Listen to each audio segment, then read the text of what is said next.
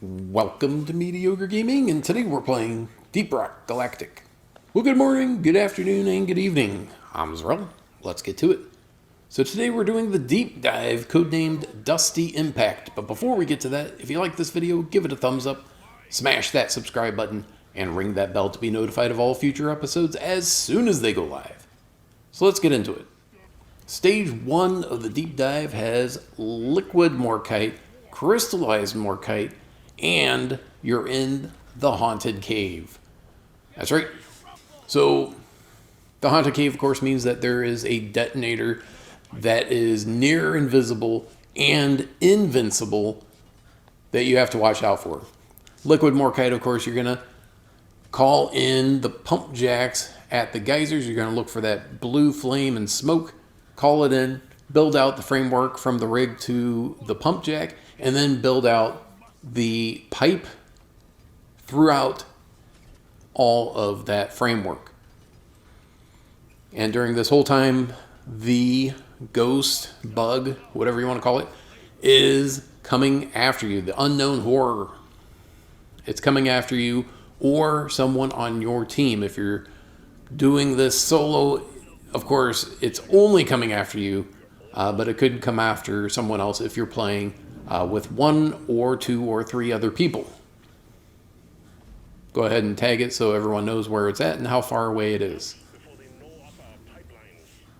Crystallized Morkite, you're going to dig up just like any other mineral, like gold or nitra. Just dig it out with your pickaxe. So look for that blue-gray glow. Even in total darkness, it does have a shimmer to it. Now, once you have all three pump jacks out, framework and pipe built, then you can start up the extraction process. Once you also have that crystallized Morkite. Of course, the whole while you're going to be looking out for bugs, plus keeping an eye open and on your six for that unknown horror, which will be around somewhere. You know when it's really close because you'll see kind of a starry glow around you right before he pounds the ground and does an area of effect damage, and it'll set you on fire. Now, at some point while you're doing the extraction, you'll have leaks. The red lines have leaks, and then there'll be these kind of beacons in the sky of where the leaks are actually at. There's usually 2 per pipeline, and there could be all 3 or 1 or 2 pipelines that need to be fixed. Now, since there's no mule, you'll have to bring everything over to the rig yourself. So once you get full, then of course you have to make a beeline back to the rig and put it in. Now, we did find some pairs of jet boots to get around this particular level a little bit easier. Now, while you are pumping the liquid Morkite, you're going to have a lot of enemies coming after you, waves upon waves, so make sure that you're taking care of them. But once you have all of the crystallized Morkite and your quota of liquid Morkite, call in that drop pod and make your way out.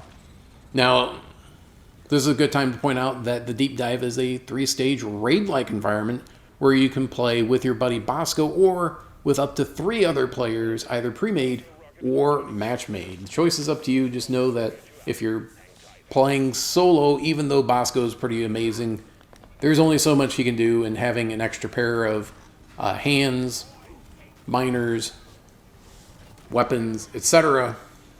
goes a long way, and it usually makes the deep dive go faster, but your mileage may vary. Now, it does take about 30 seconds to a minute for the drop pod to show up once you call in or once you send the rig up to orbit. But once it's there, the door will be open and you can make your way out. So that's it for stage number 1. Moving on to stage number 2.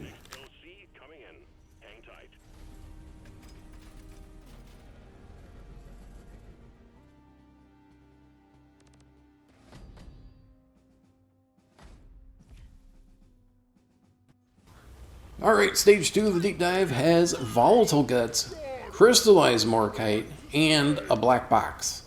Volatile guts is a double-edged sword. It can work in your favor or against you. What it means is that when you take out a bug, it will, instead of falling over, it's going to explode and does damage to everything that's around it. If it's next to you, then it's going to damage you. If it's around other bugs, then it'll damage them. So make sure that you're keeping all the bugs at arm's length in this stage of the deep dive. Black box is a zone control. You're going to want to be inside of that dome. And the more people that are in the dome, the faster the progress increases. The fewer people, the slower it goes. And of course, if nobody's in the dome, then you start losing progress rapidly. If you get down to 0%, then you failed the deep dive and you'll have to start over. But once you get to 100%, you're ready to move on. Once you have all of the crystallized morkite and the black box taken care of, it's time to call in the drop pod and make your way forward. Now we lucked out. We had a dark morkite brew that we got from the space rig before we started the deep dive. It works for every stage, so it worked out in the first stage and also, of course, this stage, since there was crystallized morkite for both. Now this is a good time to point out that everything carries over from one stage to the next of the deep dive. That includes gold, nitra, ammo, traversal tools, grenades, including what's in your pockets. So if you have some gold or nitra that you need to deposit, but you didn't have a chance to put it into the mule and things are getting a little too hectic around the drop pod, get on the drop pod and make your way on. It'll still be there in the next stage, but just make sure that you put it into the drop pod or the mule at the end of the third stage, just so you can get credit for it. So that's it for stage number 2. Moving on to stage number 3.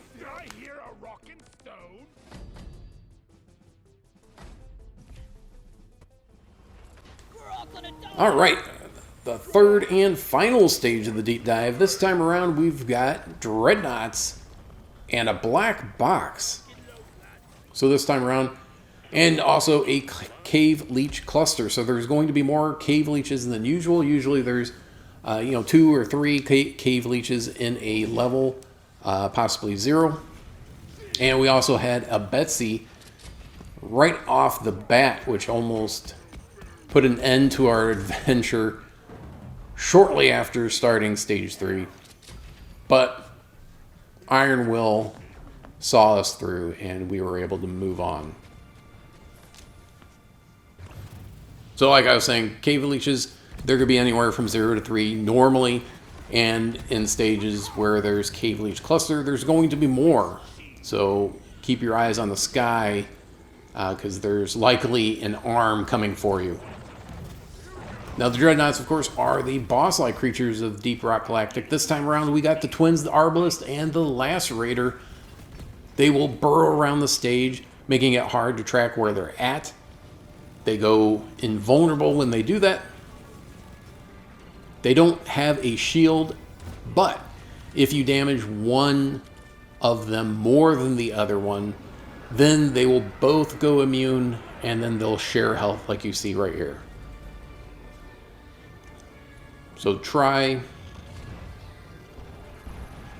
to prevent that by damaging them both equally. Once you get them close to, I would say, about a quarter, go ahead and take them down, and then you should be able to take one of them out, and then it's just a matter of time before you take the other one out.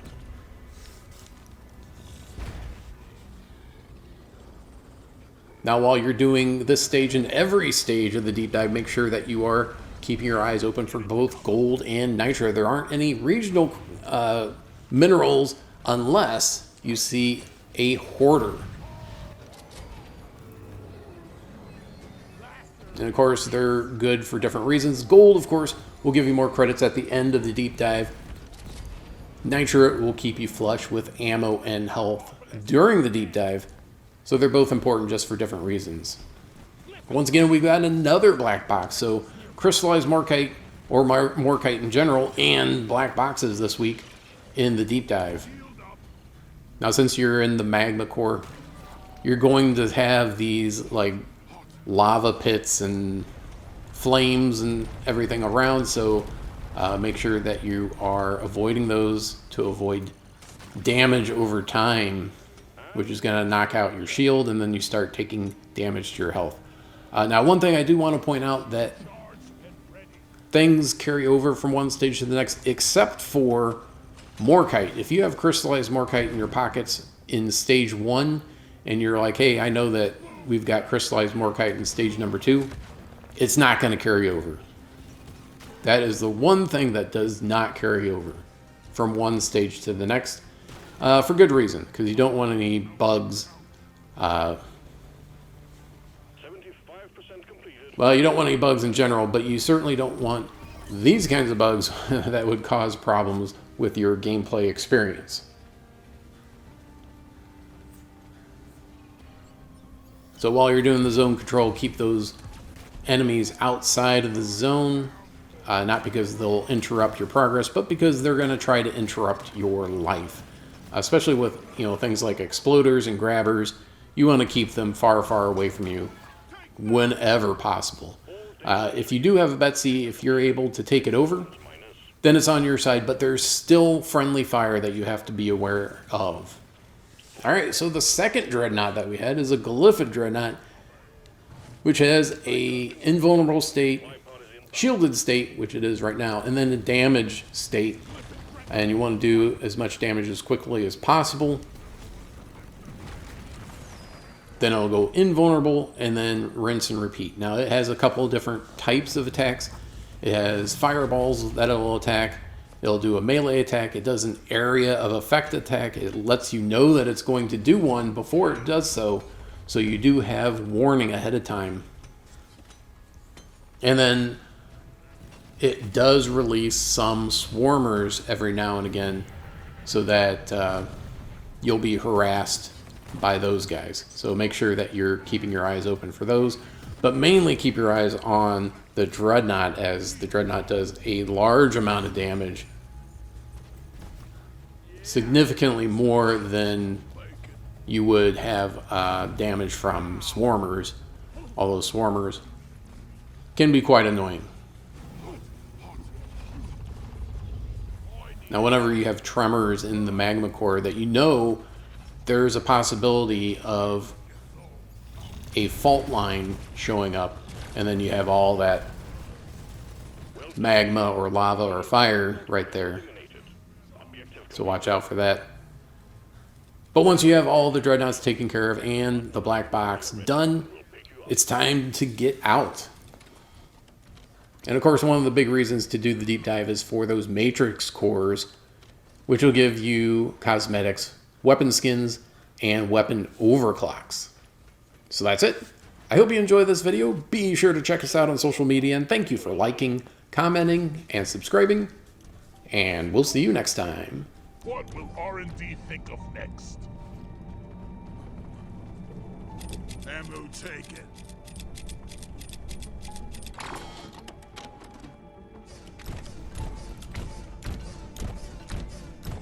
Drop pod has arrived. The mule has been called back. Drop pod departing in T-minus 5 minutes. On pace for the first round.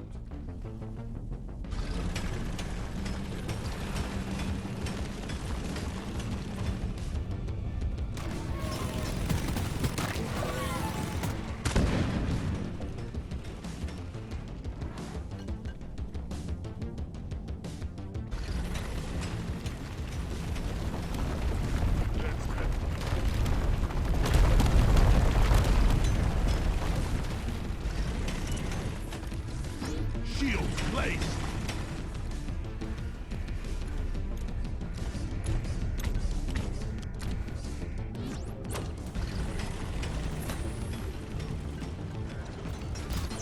Access provided.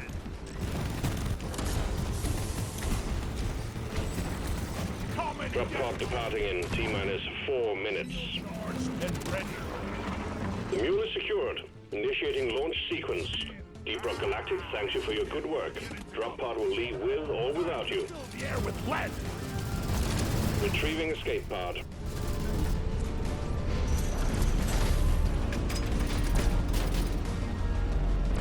For those about to rock and stone, we salute you.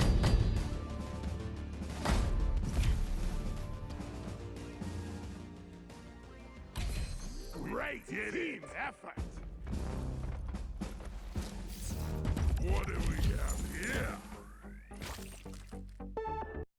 プレイステーション